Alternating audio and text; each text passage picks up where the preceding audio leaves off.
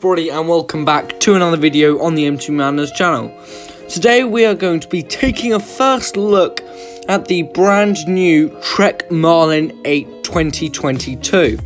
Now it seems silly to be releasing a 2022 bike all the way in April, but Trek have now released their flagship Marlin model, and I'm actually really looking forward to kind of scrutinising and taking a look at this bike and sort of where it fits in relative to the rest of the Trek lineup.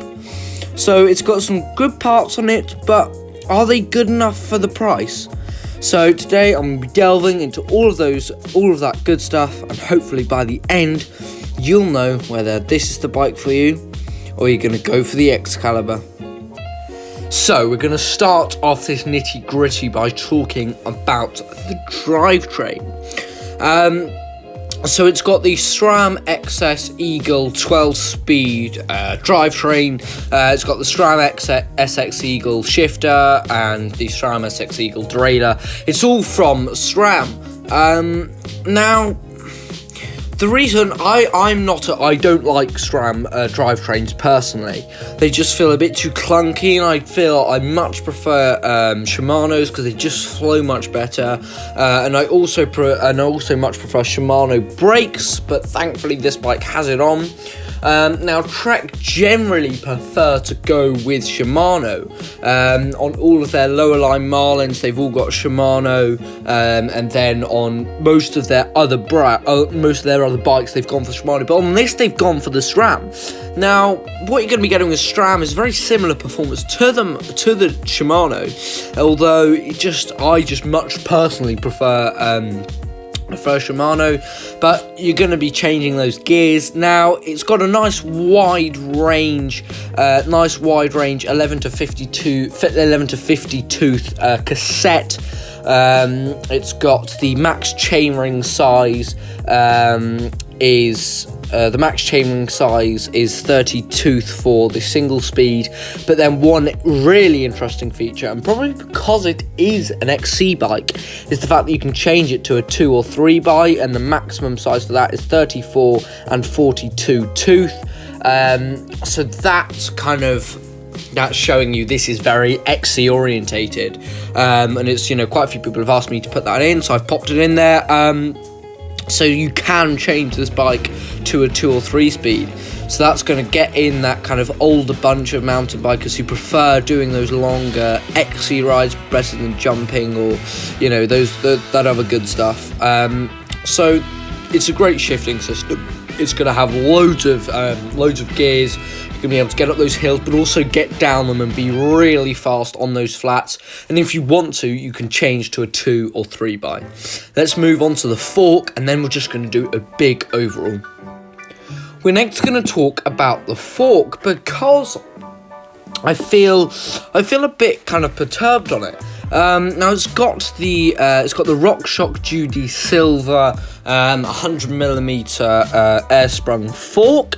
Now this is the same fork that you get on the Excalibur 7, but it's got a slight upgrade from the Marlin 7, with it being air sprung. It's all part of the Judy lineup. Now, it's a decent fork. I used to have it on my Fuse. I'll pop some footage over. I'll put some footage in just now of that fork. Now it worked well. It just felt a bit. I just hated the 32mm stanchions, but that definitely suits more kind of XC based riding. It just wasn't my favourite, so I did change it. Now for the size extra small, you're going to get that 80mm of travel just to help suit the geometry. But it's a good fork, so it's got that air adjustability, so it's going to be able to make it that ride a bit plusher. You can pump it up quite hard if you're doing a bit of XC, just to kind of keep it nice and springy. But it's a decent fork, and it will get you into some trouble. Now I'm just going to go for a big overall, because there's quite a few little points which this bike lets us down. So we're now going to just run through a little overall. Now, this Marlin 8, is it worth the money, and is it worth its weight in gold? Now, my personal thinking at the moment is no. Now, I don't think it is worth that money. Now, it comes in at $1,200 or £870. Now, if you want to get a fast XC bike for around that price point, go used or go up and level up to a Pro Caliber. Now, the Excalibur then comes in at $1,099 and $790, so basically £800. Now, that's a £70 difference or a $100 difference. So, is that $70, $100? Is that then worth that money? And I personally do not think so. No. There is so many much better value for bikes out there on the market. Now, overall, I don't think Trek bikes are very, they're not going to save your bank. Now, the Marlin 5, $640. Now, for a 2-speed coil XC entry-level bike, that's too expensive. The Vitus Nucleus that I reviewed a couple of weeks back, that is so much better value for money. You're going to be getting so much more bike, but for a lower price. Now, I don't think the Marlin 8 or the Excalibur 7 are worth that money. Unfortunately, they just haven't priced their bikes right. But I know Treks are very popular. They're flying off the shelves. You cannot buy one even if you had £1 million. Their bikes are just kind of flying off the shelves, and there was talk, a couple of months ago about them Trek to stop making mountain bikes just because they are just selling out so fast. Now, I know the demand is high, but if you want to save your bank, not only now but in the future, go for a different bike. Look around a bit deeper, because I feel Trek has just become the default route to get into it, and I kind of want to change that because I just didn't do a lot of research when I was buying my Marlin. Now, I have had a bad experience with my Marlin, so obviously I'm going to be a bit against it.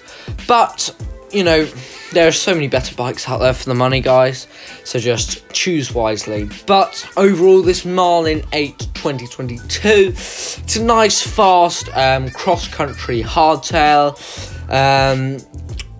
It costs, as I said before, $1,200 or £870.